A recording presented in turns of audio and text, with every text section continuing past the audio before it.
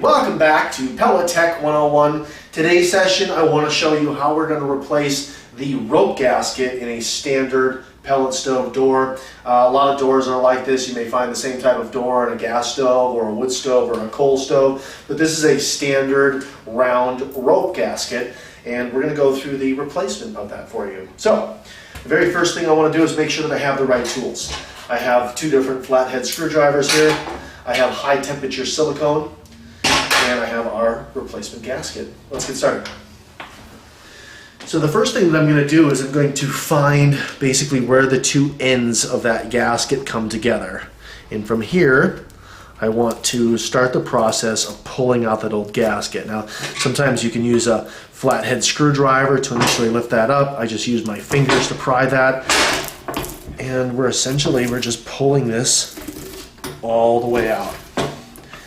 Now, it depends on a number of circumstances as far as when the door gasket needs to be replaced, but we always want to make sure that we have a tight seal. Generally speaking, most stoves can go somewhere between 4 and 7 years before they need to have this gasket replaced. However, some may need it sooner and some may last longer. General rule of thumb is that it should be tight all the way around the door. Some folks like to use a dollar bill or a piece of paper. They'll place it half in the door, half out, and check the resistance once the door is closed when they're pulling that piece of paper, that dollar bill. There should be heavy resistance all the way around the door. So now that we have the gasket completely out, the next thing that we really want to do is we want to make sure that we remove all of the existing silicone that's in place. It's important because new silicone will not adhere to the old silicone that's in the door, and a lot of times that old silicone is raising it up a little bit. So we want to make sure that we do the best that we can to scrape out as much of this old silicone that's in this groove as possible. Again, I have two different size flathead screwdrivers.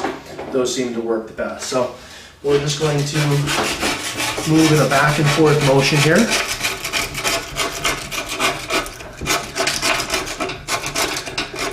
And again, we're just doing our best to peel out as much of that old silicone as possible. This is a cast iron door. Some pellet stoves will have a steel door. But for the most part, they all have a nice kind of form-fitted groove where that gasket is going to sit. So we just want to do our best to scrape out as much of that old silicone as possible.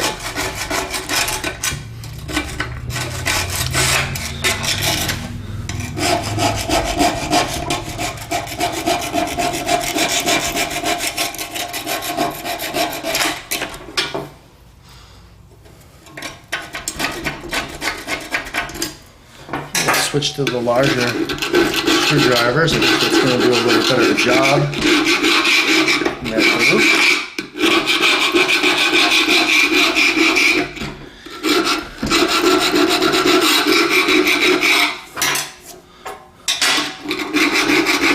Again, we'll never get all of that old silicone out of there, but we want to get as much out as we can.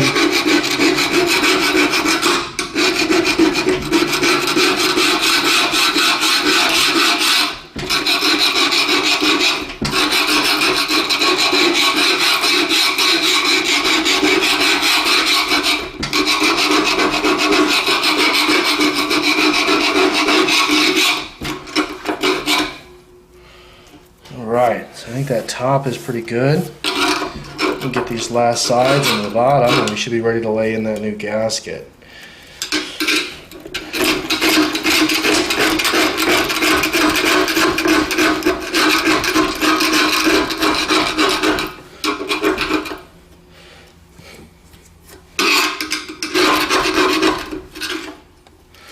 A big little glob there, pull that out with our hand.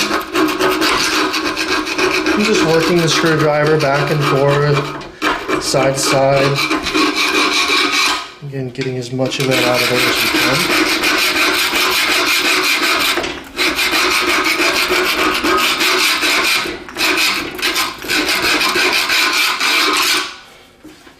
There's some bigger clumps here in this corner.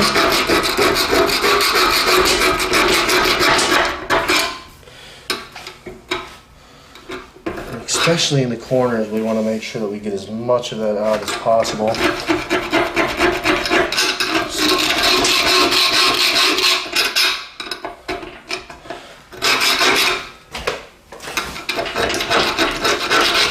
There we go.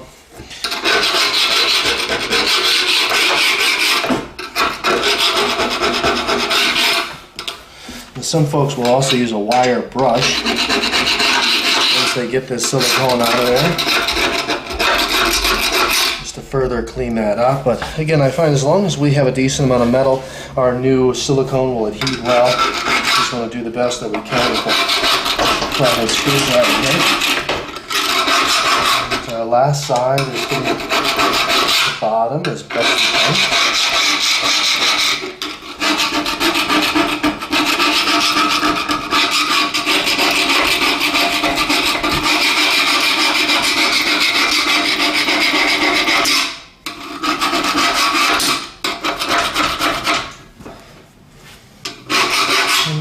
Obviously I'm making a little bit of a mess here, so I mean it doesn't hurt to lay down a drop cloth or some other kind of sheet so that it's easy clean up when everything is done, or do this out in the workshop.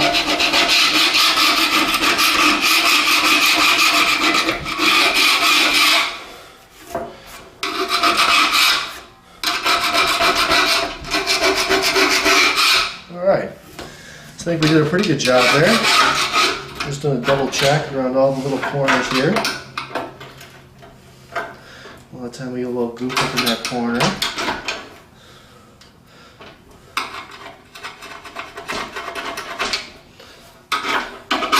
So yeah, I think we're looking in pretty good shape. We have nice bare metal all the way around. And so I'm just going to tip this over. Just going to shake out any of that loose silicone that's in place, and we are ready to put in the new gasket. So again, I recommend high temperature silicone. There are items out there such as gasket cement, but they tend to fully harden almost like concrete, whereas a high temperature sealant silicone like this tends to stay pliable underneath the gasket. I find that it does a really nice job withstanding temperatures for long periods of time, and it allows the gasket to really set in there in a nice way. So we're just going to squirt a nice little bead all the way around the door here.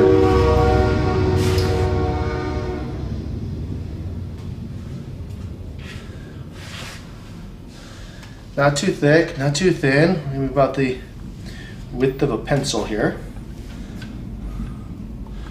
Just a nice little bead all the way around. A lot of high temp silicone is red. We now also offer a black high temp silicone. But we find that the high temp silicone tends to last just as long as the gasket does in the stove. Does not need to be replaced as some other items such as gasket cement does. So just working around that final side, just laying in a nice little bead. Just like that. Alright, so everything is now set for us to lay in our new gasket. So this particular door right here is off of a St. Croix stove. This will use a 5/8 inch diameter gasket. Just about every stove that's out there will have a different gasket size. So it is very important that you get the right diameter gasket. Also, you may find that gasket varies in the density of the gasket. Some gasket is more of a loose weave, and some gasket is more of a dense weave. So it's important to follow the specifications in your owner's manual for the correct replacement gasket for your stove. We at EarthSense are always happy to help in making sure that you get the right gasket based on your stove make, model, and year. So if you have any questions on what the correct gasket is for your stove, just leave us a comment on this video and we're happy to assist. Make sure that you get the right gasket the first time around. So this St. Croix stove will use a 5/8 medium density gasket. And what I'm going to do is I'm going to start at one of the edges here. So it's where I want my two ends to kind of butt together. And I like to have that start on one of the side edges. So I'm simply going to gently place this in there, and you'll see me kind of just wiggling this back and forth a little bit with my fingers. I'm not stretching this gasket, and I'm not bunching this gasket. I'm just kind of letting it lay, and I'm just working it back and forth like this with my fingers.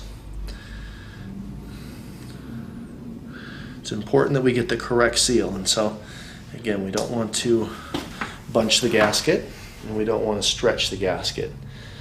So I'm just holding it loosely with one hand, and I'm using my other hand just to wiggle it back and forth slightly so it's fitting in that groove. The new sealant in place is going to seal it down. Just like that, nice and easy. I'm going around the corner here. So just a back and forth. I'm just using my thumb and my index finger. Just a back and forth. Nice and gentle.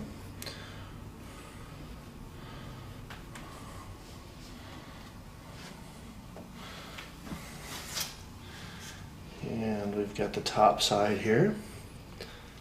So again, just really nice, gentle back and forth.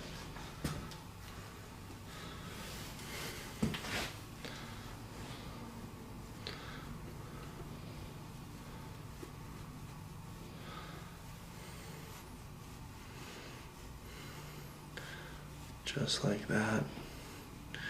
Rounding our last corner here.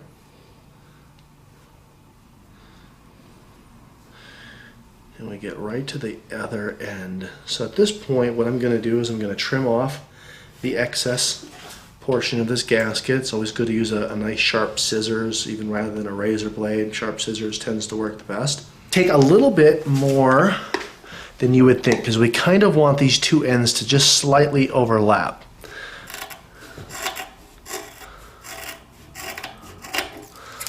Just like that. So now that we have these two ends, I'm just going to kind of wiggle this last end into place. We want that to butt up really nicely against that other gasket there. And a lot of times what I'll do is I'll put a little additional silicone right over this end. We also offer a high temperature foil tape that can go right over this end, but we want to make sure that this doesn't fray and this doesn't peel back and that we really have a nice seal all the way around. Go ahead and we're going to let this set up. So it's important to let this set up prior to reinstalling the door back on the stove. Generally speaking, if you can, I tell a person to allow this to set up for a full 24 hours before you put it back on the stove. At the very least, the silicone will temporarily set in about a period of a 60 minutes period of time. But again, the longer that we can wait and really allow the silicone to harden and set up prior to closing the door, the better the result that we're going to get, the longer that this gasket is going to last before we need to replace it again. Thanks again for joining us for another session of Pellet Tech 101. Feel free to comment on the video below if you need assistance. We're always happy to help. Thanks for joining us.